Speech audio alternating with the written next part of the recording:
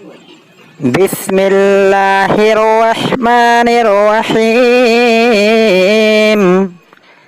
ناظرین، آج آپ دیکھ رہے ہیں FN ٹیک ان اردو ہندی چینل۔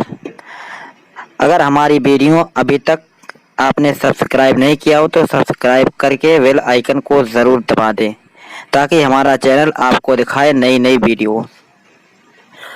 صحیح بخاری کتاب الایمان اردو ترجمہ، حدیث نمبر 3۔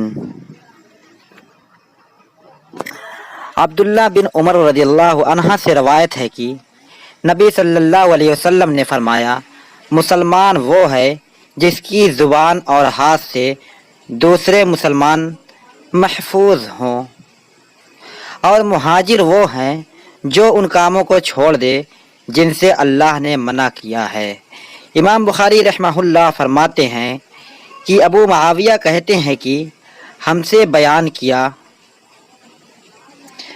داؤد نے، انہوں نے عامر شعبی سے، انہوں نے کہا میں نے عبداللہ بن عمر سے سنا، انہوں نے نبی صلی اللہ علیہ وسلم سے سنا، پھر یہی حدیث بیان کی، اور عبدالعالی نے اس کو داؤد سے روایت کیا، انہوں نے عامر سے، انہوں نے عبداللہ سے، انہوں نے نبی کریم صلی اللہ علیہ وسلم سے۔